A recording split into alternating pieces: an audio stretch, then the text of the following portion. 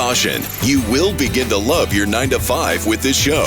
Join us as we explore and discover your unique strengths and learn to apply them to your daily business activities with your host, Shmuel Septimus.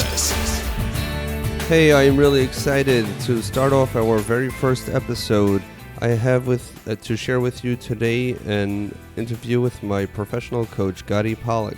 Gadi is part of the Vistage leadership group, where he has used his unique experiences in the military to get a really deep understanding of who he is as a person, how he has applied that in his daily life and made some powerful changes in his own life.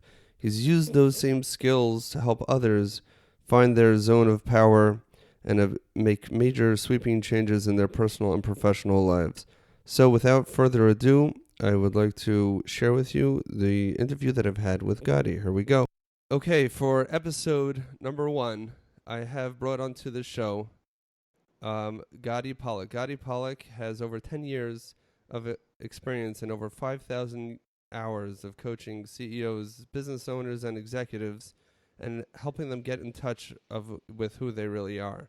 And we'll hear a little bit more from Gadi in a moment, but I just want to say before we get into this that this episode, besides for being the very first episode on the Love Your 9 to 5 show, additionally, this episode is extremely important and meaningful to me as well, because Gadi has been my coach over the last couple of years, and I've really been able to learn some very deep insights into myself and been able to implement a lot of the conversations and a lot of the discussions that we've had together, and been able to make some real serious and concrete changes in my own professional life.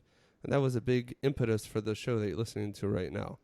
So Gadi, if you don't mind, first of all, thank you for your time. I really appreciate it. I'm really excited to have you here on the show. And if you don't mind just starting off, maybe just giving us a little bit more of a brief understanding of your background personally and professionally so the audience can understand who they're speaking to. I went to school. Since 1982, I've lived in Houston, Texas. During that time, I have held executive positions, VP of sales. I've owned my own business. I've started an insurance practice that I built and ran from scratch. And as you mentioned, Shmuel, for the past 10 years, I've been working with CEOs and executives on helping them become more effective leaders. Okay, excellent, Gadi. Thank you for that. That really gives us a little bit of a picture, a background for us to understand who you are, and I'll help our audience understand a little bit, the value that they will be receiving, where it's coming from. Can you tell me a little bit of how you got into this line of business? I know from your bio on LinkedIn and from the conversations that we've had that you've had a stint in the jewelry business and insurance, and it's been only the last 10 years that you've gone into this business of CEO coaching and leadership coaching. How did that shift in your career occur? Well, that's a very fascinating story. I was in the insurance business, and I had a mentor. I always believed in having teachers, and so I had a mentor in the insurance business. And one day we were visiting a client, and I told him what the client was going to do.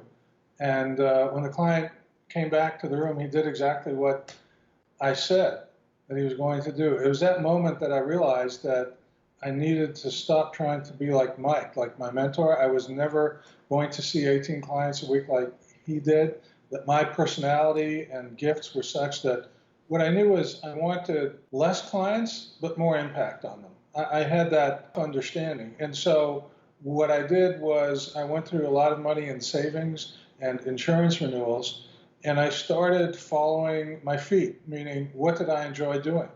And what I enjoyed doing, what I did for nothing, was I facilitated group meetings. And people would tell me that the conversations were enriching and enlivening and worthwhile and gripping conversations. And that after that, I decided that I enjoyed talking to people one-on-one. And so I set up regular monthly appointments with individuals that I knew, business owners, and something magical happened in the one-to-one. And somewhat like build it and they will come was right. I started doing what I enjoy doing. Let me just cut in here real quickly, and let's just notice how Gadi was listening to what people told him that he's good at and something that he really already enjoyed doing. And then he waited for the right moment when the right opportunity would present itself. Here we continue the interview. And then 3 people told me about this company called Vistage, that what they were looking for were people who had run businesses previously as I had, and the job requirement was to facilitate meetings and do one-to-ones, which I was already doing because I felt drawn to do that. No to Vistage 2 times. And finally, I had a person set me down and said, look, I was a member of a group where one of the members died. And the bonding and the closeness was such, and the mutual support was such, that the members helped his wife run the company till it could be sold. And I said, that's what I want. I want that feeling of people supporting each other and helping each other out through difficult times. Okay, excellent. So kind of this career was chasing you, and you were saying, no, this is not me, this is not really what I got to do, until eventually you said, hey, you know what, this might be a calling, and you kind of got into where you are. Is that basically how it happened? Exactly right, Shmuel. Okay, excellent. Now, I know you have a fascinating story. I know it's on your website that you recently launched called leadbeyondtrauma.com, and I strongly encourage everybody to take a look over there at the interview that you've done there on a local radio station, I believe. And yeah. it's really fascinating where there you go into great detail as to how your past experiences really have been helping you connect with who you are on a very deep level, dealing with some early trauma, and really helping you shape, where you are today. Can you tell us a little bit more about that? Yes. So one of the things I discovered as I proceeded to build my coaching practice, working with CEOs, and leadership was a big theme in my life. Through my own coach, I discovered that the reason I was drawn to leadership was because I was named for my grandfather, who I never knew, who passed away before I was born, and I was the eldest grandson in extended family. And as a young, empathetic, sensitive little fella, I felt the void in the family. I felt that everybody talked about Zeta, about Pa, about Grandpa, and he was not there, and I was never ever going to see him, and I was named for him, and I had to be him. But I had the sense that nobody knew how to be him. And so what I discovered was that I approached life through the lens of, are you the leader? Who's the leader? What does leadership look like? A constant questioning, and over a lifetime, picking up characteristics of great leaders. And I had the great merit to really find that person on the battlefield in Israel who led us through battle. And I saw the quality of leadership that had the soft inner voice inside that just was the intercom that drew people to him, to leadership, even though he was taking us into battle. That there was that quality that was, and he accepted me for who I was. And so he became that role model, and I realized that as I was building my practice, it wasn't about the techniques of coaching or about the mechanics of how a Vistage group works, okay, or the schedule of the day. It was really about having that image of the leader and sharing it for those who didn't have it and were challenged in building their businesses, and had outgrown the people around them.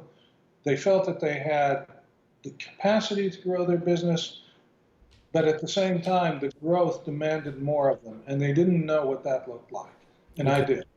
Okay, so apart from actually finding that leadership personality that you have been able to emulate in the battlefield, as you've described, have any of the experiences on the actual battlefield help you find your own strengths, and have you been able to apply that to what you do now? Absolutely, and this is people's first instinct is that battlefield and boardroom, there's no connection.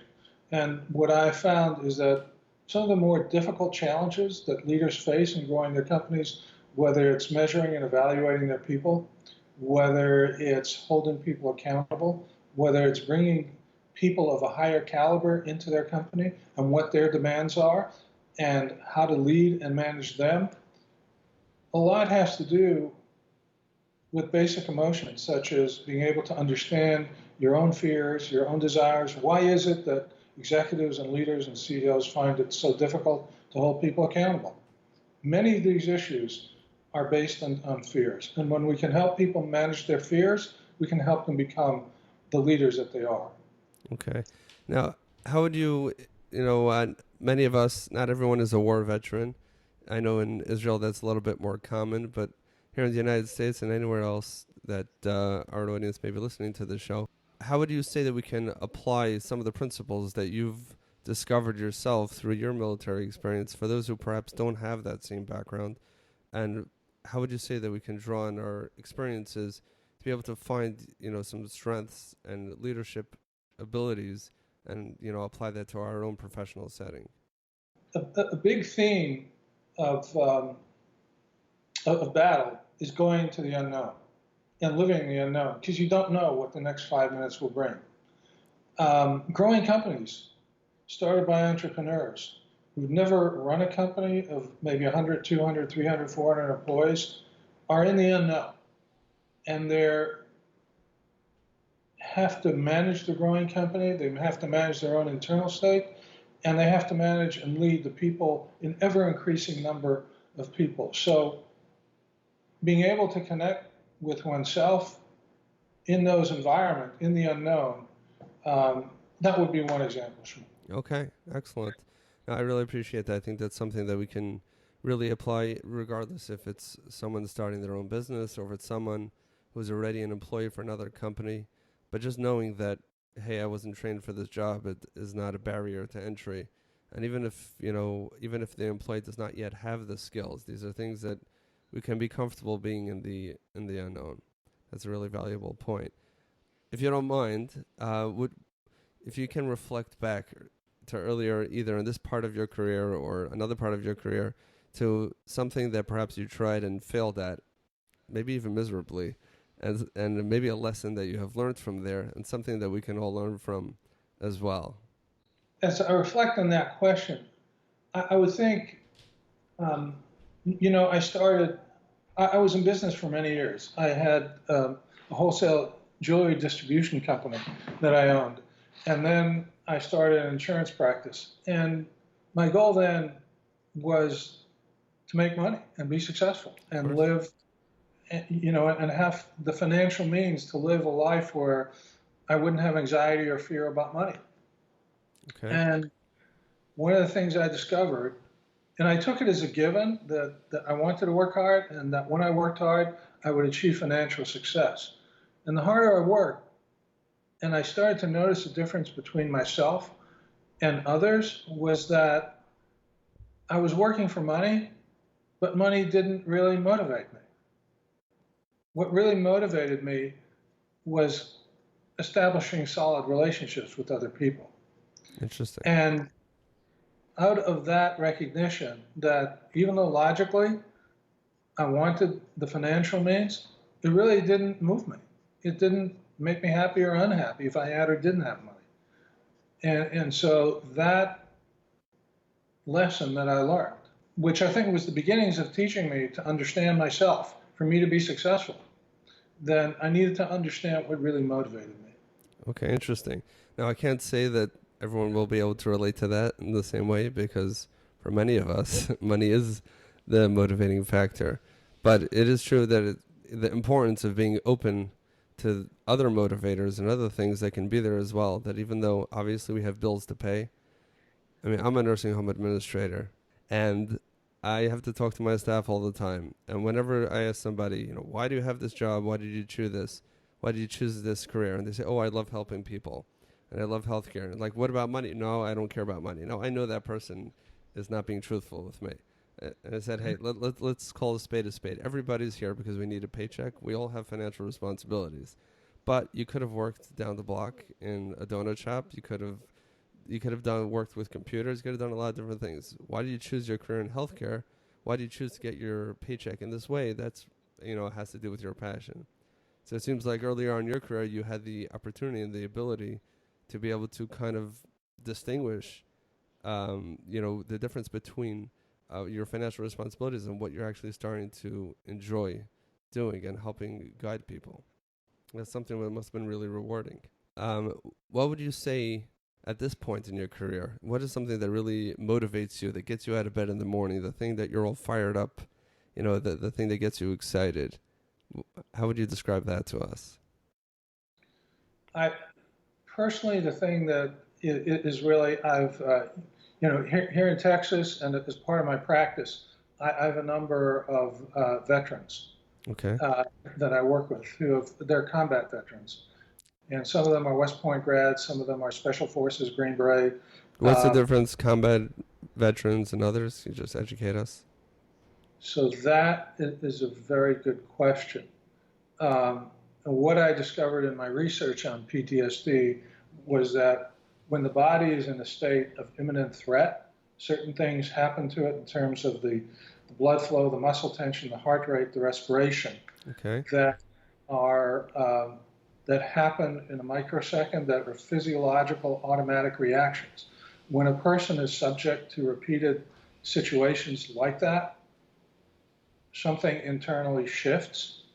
And when people have PTSD, they're caught in that loop of Okay. constant danger and threat. So those are the combat soldiers, the ones who are actually right there on the front lines and experiencing those effects on their body physically. Exactly. Okay. So what I discovered,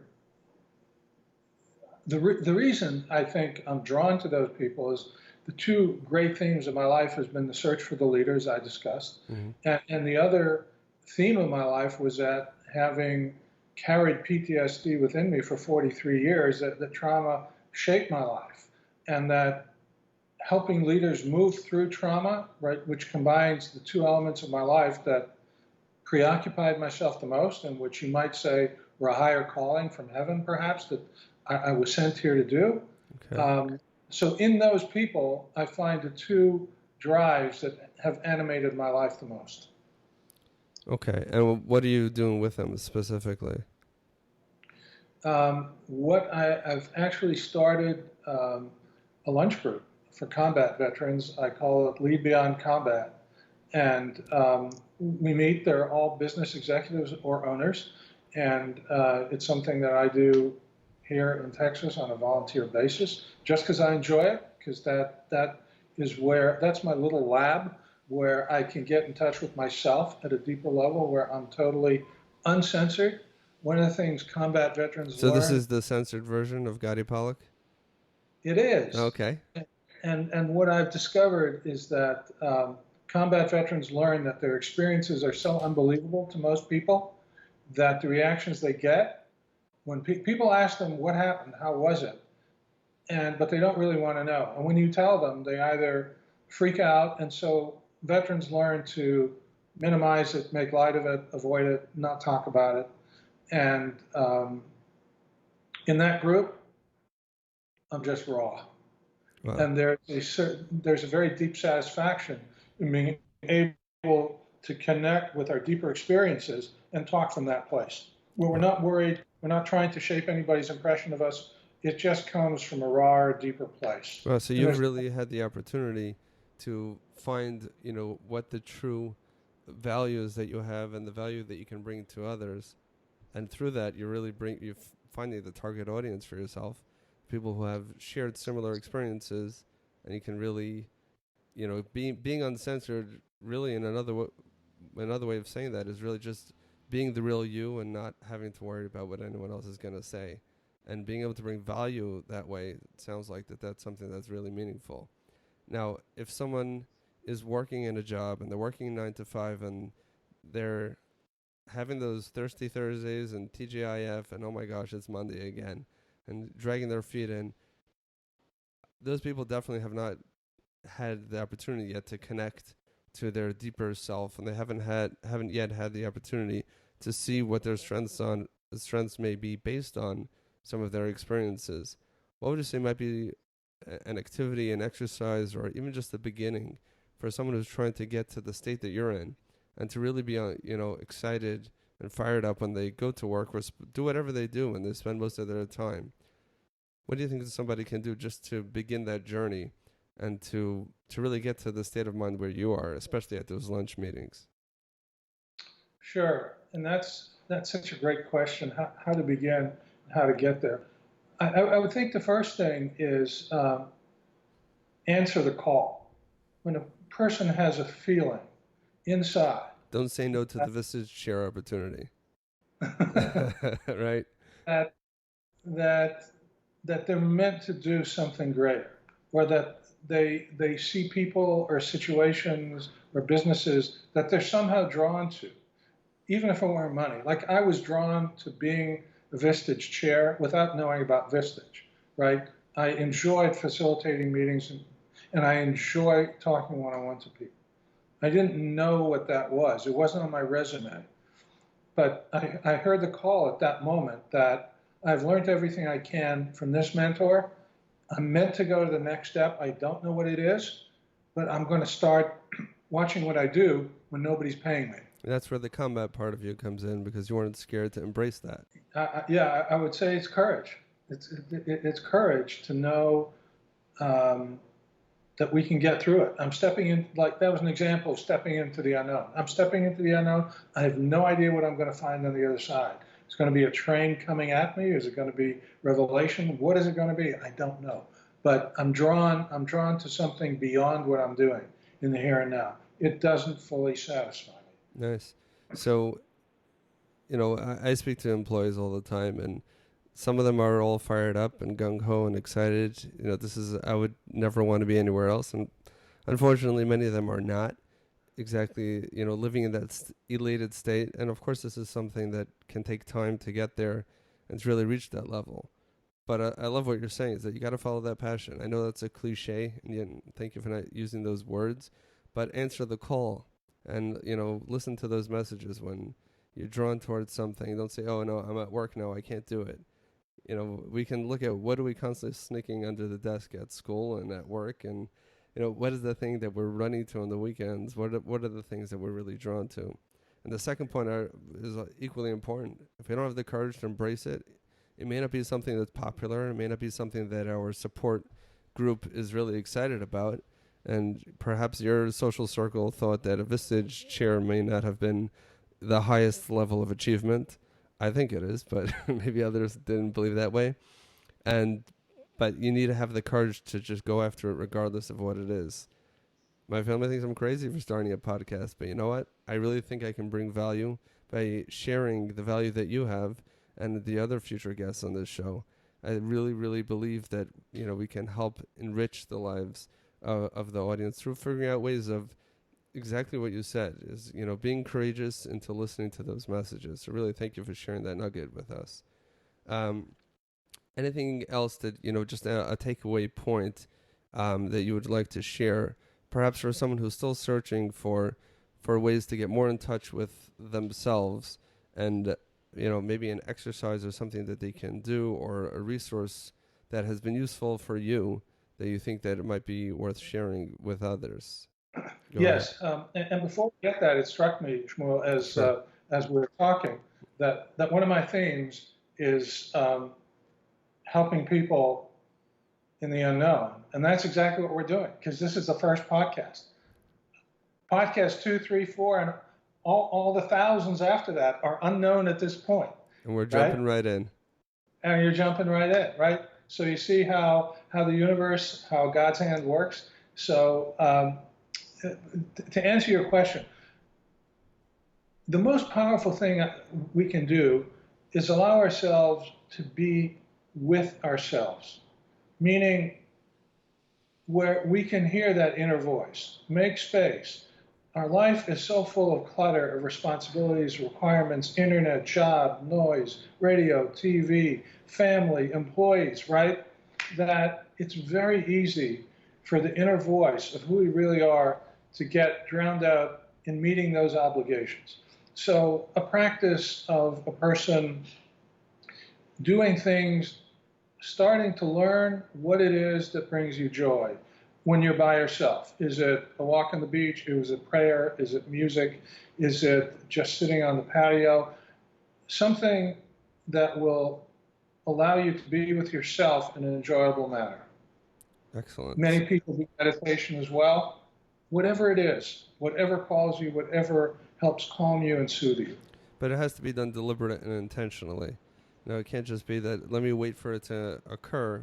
But from what I'm hearing is that through whatever meditation, a walk in the park, or quiet time, the drive home from work, or whatever it is, Yes. resist the urge to sit down and turn the radio on right when you get in. I forget where I've heard that is, sometimes it's very uncomfortable for us to be, the last person that a person wants to meet in a dark alley is ourselves. This is what I once heard. And there's a lot of truth to that as much as we don't want to meet, a thug who's there to bop us over the head, it's also uncomfortable when nobody's around and we kind of have to focus on who we are deeply. But at the same time, if we do that and we embrace it and we have the courage to venture into that unknown area, we can really start discovering who we are on a very deep level and really make some serious breakthroughs, and we can really start providing value to the greater society through that. So that's really powerful. All right. Well, thank you, Gadi, for your time. I really appreciate it.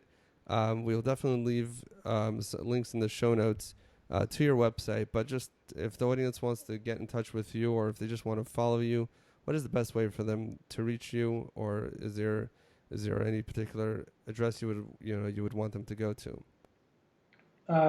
You can go to the website, Lead Beyond Trauma, LeadBeyondTrauma.com, and you can connect with me there. Okay, excellent. So again, that's leadbeyondtrauma.com, and I've gone through that website, and there's some valuable information there, and you can get a little bit more information about Gadi, and you can see the full-length interview that was done there. It goes a little bit more into your story, and I really enjoyed watching those videos today. And thank you so much, Gadi, for your time. Thank you so much for your help personally and professionally. And I look forward to working with you further. Thank you again. Thank you, Shmuel.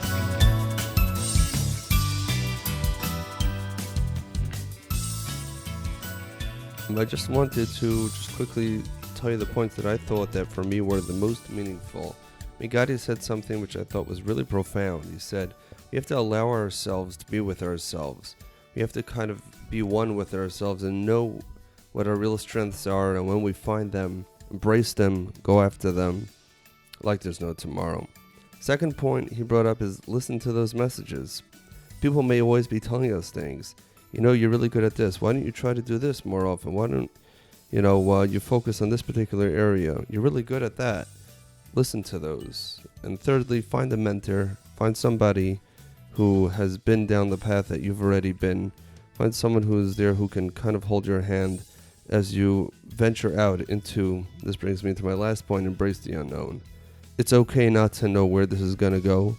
Obviously, to have some sort of idea is definitely helpful, but just because something is an area which may be new for you or may be new for the people, your social circle, that's okay. Embrace it. It's exciting, and go for it and just make it happen. Thank you so much. If you feel that you've received value from this show so far, I would really appreciate if you'd head over to iTunes, leave us a 5-star review. That will definitely help iTunes show this to others who are looking for such similar content. And it's definitely worth your while to subscribe. Make sure you don't miss any episodes in the future. I'm always interested in hearing feedback. The best way to reach me is just shoot me an email and try to respond to every single email. You can email me at shmuel@loveyour9to5.com. That's shmuel@loveyour9to5.com. You could also do loveyour925.com. It all goes to the same place. Let me know what you think. Let me know what you'd like to see in the future. Let me know if there's anything here that you don't want to hear again. I really, negative feedback is also very productive. And again, until next time, go out there, make it happen, figure out what are the steps that you need to take to begin loving your 9 to 5. Thank you very much for listening.